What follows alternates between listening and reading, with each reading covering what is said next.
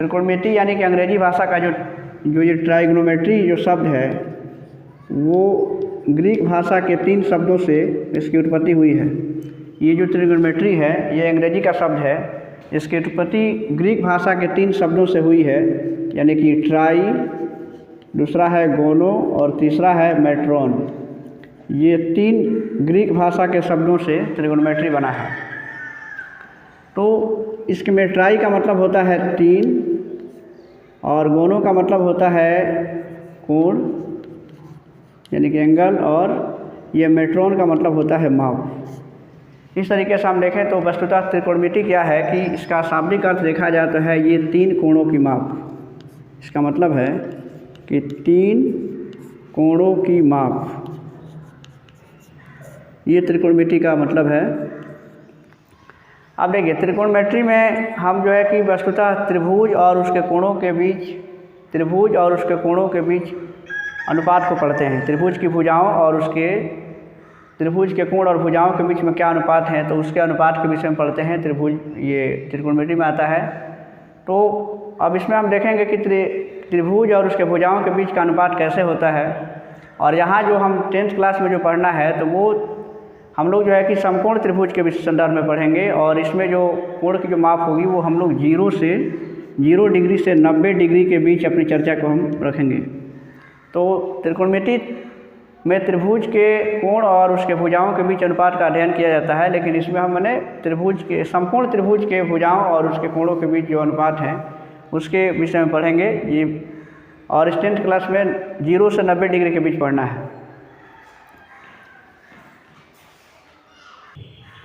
अब देखते हैं कि समकोण त्रिभुज में कैसे हम त्रिकोणमितीय अनुपातों को देखेंगे, या समकोण त्रिभुज की भुजाओं और उसके कोण के बीच में कैसे अनुपात होते हैं। तो आइए देखते हैं इसको। सबसे पहले मान लेते हैं कि ये कोई समकोण त्रिभुज है जिसका ये कोण समकोण है, और ये मान लेते हैं कि इसके 3 शीर्ष ए हैं, ये बी है और ये सी है। त्रिभुज ये समकोण है। यहाँ पे देखिए त्रिभुज में ये एक समकोण त्रिभुज में 2 न्यून कोण होते हैं। तो हम समकोण त्रिभुज में न्यून कोणों के सापेक्ष ये हमें अनुपातों को पढ़ना है।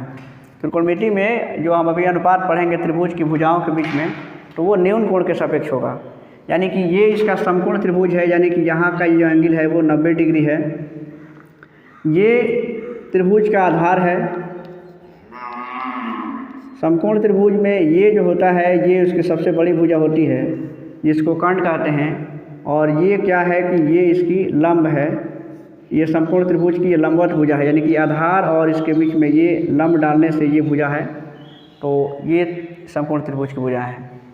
अब इसमें देखिए, इसमें जानना है कि समकोण त्रिभुज में ये जो कर्ण होता है इसको हम लोग हाइपोटेनस कहते हैं। हाइपोटेनस। उसके बाद से ये बेस है, और ये जो होता है ये परपेंडिकुलर है, जिसको लंब कहते हैं, परपेंडिकुलर। ठीक है।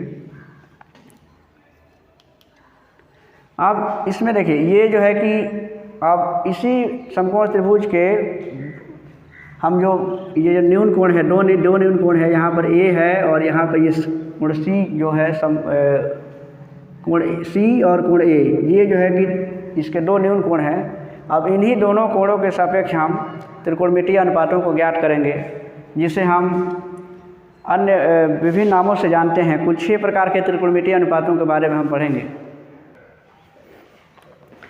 अब समकोण त्रिभुज में जो त्रिकोणमितीय अनुपात का हम अध्ययन करेंगे तो उसमें इन दोनों ही न्यून कोण के सापेक्ष होगा, ये एक सी के सापेक्ष और ए के सापेक्ष। जो त्रिकोणमितीय अनुपात होते हैं उसके हम पहले नाम को जान लेते हैं। उससे कुल 6 प्रकार के त्रिकोणमितीय अनुपात हैं, जिन्हें हम साइन, दूसरा होता है कोसाइन, तीसरा होता है टैंजेंट। अब ये 3 जो है कि त्रिकोणमितीय अनुपात होते हैं, और इस 3 जो है कि इसके व्युत्क्रम होते हैं, यानी कि इसका 3 अपोजिट होता है। तो इसमें साइन का जो अपोजिट होता है वो कोसाइन होता है। इसको कोसेकेंड बोलते हैं, ये कोसेकेंड होता है। कोसाइन का जो अपोजिट होता है उसको सेकेंड कहते हैं। इसी तरह से टेंजेंट का जो कोसाइन ये जो अपोजिट होता है उसको को टेंजेंट बोलते हैं, को टेंजेंट। तो इस तरीके से हम देखते हैं कि मुख्य रूप से 3 त्रिकोणमितीय अनुपात होते हैं और उसके 3 अपोजिट होते हैं। तो इस तरह से कुल मिला करके 6 त्रिकोणमितीय अनुपातों के बारे में पढ़ना है। तो ये हम पहले ही बता दिए। अब इसके विषय में हम विस्तार से चर्चा करेंगे कि आखिर साइन कैसे निकलेगा, कोसाइन कैसे होता है, टेंजेंट कैसे होता है और ये कोसेकेंट, सेकेंट और कोटेंजेंट कैसे निकलता है। अब इसका संक्षिप्त रूप भी होता है, क्योंकि हम इन सब का जो नाम जो आप देख रहे हैं तो यहाँ पर हम सबके इस बड़े से फॉर्म का यूज नहीं करेंगे, इसका शॉर्ट फॉर्म भी होता है। और इसमें देखेंगे कि आखिर ये साइन कैसे किस भुजा का अनुपात होगा। तो आइए देखते हैं इसे। अब देखते हैं कि जो ये त्रिकोणमितीय अनुपात जो हैं, जिनके 6 नाम हमने बताया, तो उसके कुछ संक्षिप्त नाम भी है। और जब हम स्टडी करेंगे या जब हम क्वेश्चंस को हल करते हैं तो उसके संक्षिप्त नाम को ही यूज किया जाता है किसी भी बुक में, या उसका ये पूरा नाम है लेकिन हम जब सवाल हल करेंगे तो उसे संक्षिप्त नाम के द्वारा ही तैयार किया जाता है और उसका प्रयोग होता है। तो देखिए साइन जो है, इसका हमने बताया कि साइन, तो साइन का जो संक्षिप्त रूप है वो सिर्फ साइन होता है। कोसाइन जो है, कोसाइन का संक्षिप्त रूप जो है वो कॉस होता है। इसके बाद से टेंजेंट है, तो टेंजेंट का जो संक्षिप्त रूप होता है वो टैन होता है। इसके बाद से जो कोसेकेंट है, तो कोसेकेंट का जो संक्षिप्त रूप है वो कोसेक है। इसी तरह से सेकेंड का जो संक्षिप्त रूप होता है इसको हम सेक कहते हैं। और जो कोटेंजेंट होता है, तो कोटेंजेंट का जो संक्षिप्त रूप है उसे हम कॉट कहते हैं। तो इस तरीके से ये 3 मूल होते हैं और 3 ये इसके अपोजिट होते हैं, यानी कि व्युत्क्रम होते हैं। तो कुल 6 प्रकार के त्रिकोणमितीय अनुपातों को हम पढ़ेंगे।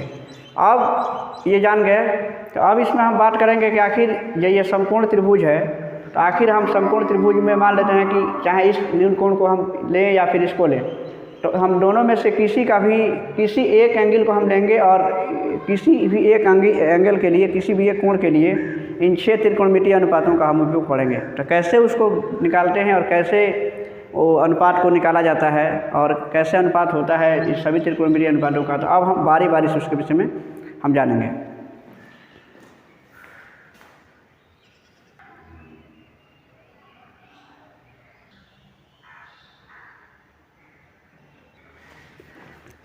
अब देखिए, अब हम इसमें देखेंगे कि हम ये देख रहे हैं कि समकोण त्रिभुज है। अभी हमने बताया कि ये जो है कि यहाँ पे ये समकोण रहेगा, यानी कि 90 का कोण है। ये जो है दोनों इसके न्यून कोण हैं। इसके नाम ले लेते हैं कि ये A है, ये B समकोण है और ये C न्यून कोण है। अब इन दोनों ही न्यून कोणों के सापेक्ष हम अपने सभी त्रिकोणमितीय अनुपात को देखेंगे। अब देखिए, सबसे पहले हम देखते हैं कि जो ये त्रिकोणमितीय अनुपात हमारा ये साइन है, जिसको हिंदी में हम साइन को हिंदी में ऐसे जान लीजिए जया कहा जाता है। ये तो ये जया। तो हम अब देखेंगे कि अगर मान लेते हैं कि हम इस कोण का हम साइन निकालना चाहते हैं। सपोज कीजिए कि ये हमारा कोण कोई A है।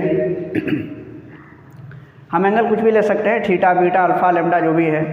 तो ये हम कोण A शीर्ष बिंदु है, इसका कोण, इस कोण का नाम A है और हम चाहते हैं कि इस कोण का हम सभी त्रिकोणमितीय अनुपात निकालें। तो पहले आप जान लीजिए कि जो त्रिकोणमितीय अनुपात होते हैं, मान लेते हैं कि हम अगर इसका हम निकालना चाहते हैं, साइन A निकालना चाहते हैं, तो साइन जो होता है वो किसी भी कोण के लिए जो होता है वो उस कोण के लंब और कर्ण, यानी कि लंब और कर्ण का अनुपात होता है, इसे कहते हैं साइन। अगर हमने A की बात किया है, यानी कि हम कोण A को ले रहे हैं, तो इस तरीके से हमारा ये, तो कोण चाहे कुछ भी रहेगा, चाहे A रहे चाहे C रहे, कोण का नाम कुछ भी रहे, साइन का जो मान होता है वो लंब और कर्ण का अनुपात होता है। अब इसके लिए एक और जान लीजिए कि हम इसका जो अंग्रेजी का जो शॉर्ट जो नोटेशन है, जैसे हम आधार को अंग्रेजी में बेस कहते हैं, उसे B से सूचित करते हैं। कर्ण हाइपोटेनस यानी कि उसे H से सूचित करते हैं, और जो लंब होता है उसको परपेंडिकुलर यानी कि उसे P से सूचित करते हैं। तो लंब बटा कर्ण ये साइन का मान होता है, यानी कि हम इसको लिख सकते हैं P और P/H इसको लिख सकते हैं। तो यानी कि साइन का जो मान होता है वो P/H के बराबर होता है। इस तरीके से अगर हम इसका कॉस लेते हैं, तो कॉस क्या होता है कि ये कॉस जो होता है वो आधार और कर्ण का अनुपात होता है, यानी कि अब इसमें देखिए लंब जो है, लंब कौन सी भुजा होगी, तो कहने का मतलब है कि हम जिस कोण को लेंगे उसके सम्मुख जो भुजा होंगी वो लंब हो जाता है। अभी हम दूसरे फिगर के माध्यम से उसको समझा देते हैं। आप समझिए कि अगर हम कोण ए ले रहे हैं तो इसके सामने की जो भुजा है वो यहाँ पे अब लंब बनेगी। तो लंब चाहे कुछ भी हो, आपको पहले ये जानना जरूरी है कि साइन क्या होता है, तो लंब ये नहीं चेंज होता, फार्मूला तो वही रहेगा, लंब बटा कर्ण, इसको P/H कह सकते हैं, यानी कि परपेंडिकुलर बटा हाइपोटेनस। इसी तरीके से अगर हम कॉस लेना चाहते हैं तो किसी भी एंगल का जो हम कॉस निकालेंगे तो कॉस क्या होता है, तो वो उसके आधार और कर्ण का अनुपात होता है, यानी कि आधार बटा कर्ण, ये कॉस का मान होता है। यानी कि आधार को हम B से डिनोट करते हैं और कर्ण जो होता है वो H होता है, आधार बटा कर्ण। इसी तरह से जब हम tan लेते हैं, किसी भी अगर एंगल का जब हम कर्ण निकालेंगे यानी कि tan निकालेंगे, उसका टेंजेंट निकालेंगे, तो जो tan का मान होता है वो उसके लंब और आधार का मान होता है, ये होता है लंब बटा आधार। तो ये लंब बटा आधार है, लंब को हम P से सूचित करते हैं, आधार को B से, यानी कि ये हो जाएगा P/B। तो ये जो है कि ये 3 त्रिकोणमितीय निकल गए और बाकी के जो 3 होते हैं ये इसका अपोजिट होता है, तो हम उसे भी अब देख लेते हैं। अब देखिए इसमें क्या है कि अब इसका देखेंगे हम, ये कॉसेकेंट जो होता है, कॉसेक जिसको कॉसेक कहते हैं, तो कॉसेक क्योंकि इसका अपोजिट है तो ये लंब बटा कर्ण है, तो ये हो जाएगा कर्ण बटा लंब, इसे हम कर्ण बटा लंब लिख सकते हैं। इसी तरह से इसका सेक जो होता है, सेक क्योंकि इसका हम संक्षिप्त फॉर्म पढ़ेंगे, अभी आपने पढ़ा कि इसको साइन, कोसाइन, टेंजेंट, कॉसेकेंट, सेकेंट और इसको कोटेंजेंट कहते हैं, लेकिन इसका जो संक्षिप्त रूप होता है वो साइन कहते हैं। यानी कि ये जो होता है ये इसका अपोजिट हो जाएगा, यानी कि ये हो जाएगा कर्ण बटा आधार। तो यहाँ इसको पहले लिख लीजिए, ये H हो जाएगा और ये हो जाएगा B, H/B, ये कर्ण है यानी कि H/P होगा और ये हो जाएगा H/B। और इसी तरह से इसका जो कॉट जो होगा, कोटेंजेंट होगा, वो हो जाएगा इसका अपोजिट, यानी कि आधार बाई लंब हो जाएगा। तो ये आधार का मान क्या होता है B और लंब जो होता है वो P। तो इस तरीके से क्या है कि ये सभी त्रिकोणमितीय अनुपात हैं। तो चाहे हम कोण कोई भी लें, चाहे वो कोण है A लें, कोण का नाम चाहे C रहेगा, इसका नाम थीटा बीटा कुछ भी रख लीजिएगा, जब हम साइन निकालेंगे तो आपको यही फार्मूला यूज करना पड़ेगा कि लंब आधार, फिर ये मतलब साइन का मान लंब बटा कर्ण है, कॉस का मान आधार बटा कर्ण होता है और tan का जो मान होता है वो लंब बटा आधार होता है। तो इस तरीके से अब इसके जो अपोजिट होते हैं इसको हम उल्टा कर देते हैं, यानी कि अपोजिट कर देते हैं तो उसका मान निकल जाता है। अब ये सूत्र हैं कुछ प्रमुख। अब हम देखेंगे कि आखिर लंब, देखिए हमने बताया कि जिस कोण को हम लेंगे तो उसके सापेक्ष जो भुजा, उसके जो सम्मुख भुजा होंगी, मतलब सामने की जो भुजा होंगी वो उसका लंब हो जाती हैं और उसके जो बाकी का जो भुजा होता है, दूसरी जो भुजा होती है उसका आधार बन जाती है। ये जो कर्ण है तो ये कर्ण चेंज नहीं होता है, ये फिक्स रहता है। कर्ण क्या है कि समकोण त्रिभुज की सबसे बड़ी भुजा है और वो हमेशा फिक्स रहता है। तो आप इसको नोट कर सकते हैं। और इस तरीके से अब हम बता देंगे कि आखिर कैसे लंब और आधार आपस में बदलते रहते हैं और कैसे उन सभी त्रिकोणमितीय अनुपात को हम निकाल कर भी दिखाएंगे आपको। जब समकोण त्रिभुज ऐसे जब रहेगा, जब हम किसी खास कोण की बात जब तक नहीं करेंगे तब तक ये जानते हैं कि अपने मूल फॉर्म में जब ये समकोण जब त्रिभुज अपने मूल रूप में होता है तो वो इसके लिए ये भुजा उसकी आधार होती है और ये भुजा क्या होती है कि इसके लिए लंब का काम करती है। लेकिन जैसे ही जब हम इस कोण की बात करेंगे तो अब इस कोण के लिए ये आधार नहीं है, अब ये जो है कि ख़त्म हो जाएगा। इसके लिए ये क्या बन जाएगा, अब ये लंब बन जाएगा और ये भुजा आधार हो जाएगी। लेकिन जब समकोण त्रिभुज हमने क्योंकि किसी कोण की बात नहीं किया है यहाँ पे, देखिए यहाँ पे किसी कोण का नाम नहीं लिखा गया है, सिर्फ साइन है। अगर हम कोण ए के लिए साइन निकालेंगे तो यहाँ पे साइन ए हो जाएगा, कॉस ए हो जाएगा, tan ए हो जाएगा। लेकिन यहाँ पर किसी खास कोण की बात अभी नहीं की गई। अभी आपको सिर्फ सिंपल वे में ये बताया गया है कि आप इन चीज़ों को पहले जान लें कि अगर हम किसी का साइन निकालना चाहेंगे, किसी कोण का कॉस निकालना चाहेंगे, tan या कॉट जो भी है, तो उसके लिए हमारा मूल जो अनुपात क्या होगा भुजाओं का। अब इसके बाद से हम देख लेते हैं कि कैसे हम किसी पार्टिकुलर एंगल को लेकर के हम कैसे उसमें साइन कॉस का मान निकालेंगे। अब यहाँ पे हम देखते हैं कि अगर हम किसी खास कोण की बात करें और उससे साइन कॉस कैसे निकालेंगे, तो देख लीजिए, मान लेते हैं कि ये हमारा समकोण त्रिभुज है। यहाँ पे आप लिख सकते हैं ये इसका एच है, यानी कि हम इंग्लिश नोटेशन ही यूज करेंगे, ए, ये बी और ये सी। यहाँ पे समकोण है और ये किसी समकोण, ये इसका कर्ण है, ये तो फिक्स रहेगा। ये भुजा समकोण त्रिभुज के लिए आधार का काम करती है और ये लंब का काम करता है। लेकिन जब हम मान लेते हैं कि अगर हम इस कोण की बात करें, अब कि मान लेते हैं कि हमको साइन ए निकालना है, साइन ए का मान निकालना, यानी कि कॉस, ये जो एक जो कोण है हम उसका साइन निकालना चाहते हैं, तो कैसे निकालेंगे। तो देखिए, अब हमने बताया कि जब जिस कोण की बात आप करेंगे उसके सामने की जो भुजा होंगी, अब वो क्या हो जाएंगी, वो हो जाएंगी इसका लंब, यानी कि ये इसके पी का काम करेंगे और ये जो भुजा है ये इसका बी बन जाएगा। इस बात को ध्यान रखिएगा कि जिस कोण की बात करेंगे उसके सामने की जो भुजा है वो लंब हो जाएगा। ए की बात कर रहे हैं, हम कोण ए को लेंगे तो इसके सामने की भुजा लंब होगी, ये आधार होगी, ये तो अपने कारण अपने जगह पर रहेगा। तो साइन ए का जो मान है, अब साइन का मान क्या होता है, तो अभी हमने बताया कि p/h, यानी कि लंब बटा कर्ण। तो इसका ये तो यही रहेगा, कोण चाहे कुछ भी लीजिएगा, अनुपात यही रहेगा कि p/h। अब देखिए, इसके लिए कोण ए के लिए हमारा p का काम कौन कर रहा है, तो ये भुजा है BC, यानी कि ये हो जाएगा BC। h का काम कौन कर रहा है, तो A और C, यानी कि ये हो जाएगा यहाँ पे AC। तो ये हो गया साइन का मान BC/AC। इस तरीके से अगर हम कॉस निकालना चाहते हैं, कॉस ए, अगर हम इसका लेते हैं कि ये हमारा कॉस ए कैसे निकलेगा, इस कोण का हम जो मतलब कोण ए है तो उसका हम साइन ले लिए, कोण ए है तो उसका हम कॉस ले रहे हैं। तो कॉस का मान अभी आपने क्या पढ़ा कि ये होता है B/H। अब देखना है कि इस ए के लिए बी कौन है, तो हमने बता दिया कि ए है, सामने वाला भुजा इसका लंब होगा, ये इसका बी होगा, यानी कि बी का मान क्या है, ये बी भुजा है, यानी कि इसका नाम क्या है, तो ए बी, ये हो जाएगा ए बी। और एच का मान क्या है, तो एच है ए सी, तो ये हो गया AB/AC। देखिए, ये दूसरा है, ये दूसरा है। इस तरीके से हम टैन भी अगर निकाल के दिखा देते हैं, ये टैन है, टैन का मान कैसे निकलेगा, तो हमने बताया कि टैन क्या होता है, तो P/B, यानी कि लंब और आधार का अनुपात होता है। तो हम जब इस कोण को ले रहे हैं तो इसके लिए हमारा ये P है, ये B है, यानी कि P का मान क्या है, तो ये BC है और B का मान क्या है, तो ये AB है, तो BC/AB। अब इस तरीके से अगर भुजा का मान दिया रहेगा ये 3 से 5 सेंटीमीटर, 4 सेंटीमीटर, 3 सेंटीमीटर, जो कुछ भी, तो आप उसी के अनुसार आप इसको देख लेंगे और आप इसको लिख सकते हैं। तो ये इस तरीके से दिखाएगा। तो ये ध्यान रखें कि जिस कोण को हम लेंगे उसके सामने की भुजा लंब होगी। इसी तरह से अगर मान लेते हैं कि ये अगर हम ऐसे त्रिभुज लेते हैं, ये A है, B है, ये C है, यहाँ पे संपूर्ण त्रिभुज है और ये दोनों न्यून कोण है। अगर मान लेते हैं कि हम ये कोण अगर C लेते हैं तो हम यहाँ से साइन C निकालेंगे। तो साइन C जब हम लेंगे तो ये इसका H है, ये आपके देखिए, और ये क्या होगा कि जब हम साइन C को लेंगे तो इसके सामने की जो भुजा होंगी ये क्या हो जाएगा, इसका P होगा और ये वाला क्या होगा, इसका B होगा।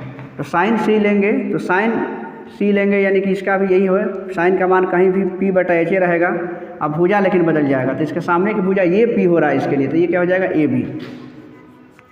AB ये भुजा होगी इसकी, और H का मान क्या होगा, तो AC होगा, AB/AC। देखिए यहाँ पे क्या था, A लिए थे तो ये दूसरा था, ये दूसरा। इस तरीके से आप कॉस और टैन का मान भी यहाँ से निकाल सकते हैं। तो इस तरीके से आपको बस उसका अनुपात का मान याद रखना है और ये ध्यान रखना है कि जिस कोण को हम लेंगे उसके सामने की जो भुजा हमेशा लंब होती है और बाकी जो भुजा होती है दूसरी वो आधार बन जाती है। कर्ण अस्थायी है, वो नहीं बदलता है। ठीक है, अब हम देखते हैं कि मान लेते हैं कि अगर कोई समकोण त्रिभुज है तो समकोण त्रिभुज में सभी भुजाएं अगर नहीं मालूम होने पर मान लेते हैं कि कोई दो ही भुजा का मान उसमें दिया है, एक भुजा नहीं दिया है, तो हम कैसे उसको ज्ञात कर सकते हैं। ये समकोण त्रिभुज है, ये यहाँ पे समकोण है, ये इसके न्यून कोण है 2। मान लेते हैं कि ये इसका कर्ण है, ये समकोण त्रिभुज की आधार होती है और ये भुजा इसकी लंब होती है। ठीक है, अब मान लेते हैं कि अगर हम इसमें देख लेते हैं पाइथागोरस प्रमेय के द्वारा आप जानते होंगे कि किसी समकोण त्रिभुज का जो कर्ण होता है वो इन दोनों ही भुजाओं के वर्गों के योग के बराबर होता है। यानी कि समकोण त्रिभुज का जो ये कर्ण जो होता है, कर्ण का जो स्क्वायर होता है वो लंब का स्क्वायर और प्लस आधार का स्क्वायर के जोड़ के बराबर होता है। तो ये समकोण त्रिभुज के कर्ण का ये फार्मूला होता है। यानी कि इसको हम लिखते हैं कि h का जो स्क्वायर है वो p का स्क्वायर और प्लस b स्क्वायर के बराबर होती है। इस आधार पे हम अब क्योंकि ये एच का जो स्क्वायर है वो पी और बी के दोनों के जोड़ के बराबर होता है। तो हम यहाँ से क्या करते हैं कि अब इसमें से किसी भी भुजा को जब निकालना हो, मान लेते हैं कि हमारा कोई भी दो भुजा दिया रहेगा और तीसरा भुजा निकालना रहेगा। मान लेते हैं कि हमारा ये दोनों भुजा मालूम है, बी निकालना है, तो अब इस आधार पे हम निकाल सकते हैं। अगर हम पी निकालना चाहते हैं, पी का स्क्वायर, तो ये क्या हो जाएगा, अब देखिए क्योंकि ये सबसे बड़ा होता है, तो पी निकालना है तो एच में से बी घटा देंगे, बी निकालना है तो एच में से पी घटा देंगे। इस तरीके से पी का जो मान होगा इसी आधार पर निकाल सकते हैं कि एच का स्क्वायर माइनस बी का स्क्वायर, और यदि बी का स्क्वायर निकालना हो तो एच के स्क्वायर में से पी का स्क्वायर घटा देते हैं। तो ये तीन हमारे फार्मूला हो जाते हैं जिसके आधार पर हम संपूर्ण त्रिभुज के जो अज्ञात भुजा है उसको हम आसानी से निकाल सकते हैं। अब इसको हम ऐसे भी निकाल सकते हैं कि जब ये चूँकि स्क्वायर में हैं, इस आधार पे अगर हमको सिर्फ अगर एच का मान निकालना हो तो अंडर रूट में कर देते हैं ये पी स्क्वायर और प्लस बी स्क्वायर। इस आधार पे अगर हमको पी निकालना हो तो ये स्क्वायर इधर आएगा तो रूट बनाएगा, यानी कि ये हो जाएगा एच का स्क्वायर माइनस बी का स्क्वायर। और इस तरीके से अगर हमको बी निकालना हो तो ये हो जाएगा एच का स्क्वायर माइनस पी का स्क्वायर। तो ये फार्मूला है, और इस आधार पे हम क्या कर सकते हैं कि संपूर्ण त्रिभुज में अगर कोई भुजा नहीं पता हो तो उससे हम इस फार्मूला, अगर आप अगर ये एक फार्मूला को याद रखते हैं तो बाकी सभी इसी से बन जाते हैं। ठीक है, एच स्क्वायर का मान P square plus B square है, यहाँ से एच का मान हम चूँकि जब स्क्वायर हटाएंगे तो इधर आके रूट बन जाएगा, बाकी सब ऐसे ही है। इस तरीके से ये संपूर्ण ये 8.1 के लिए त्रिकोणमिति का एक परिचय था, और इसी के आधार पे अब हम 8.1 एक्सरसाइज को हल करेंगे।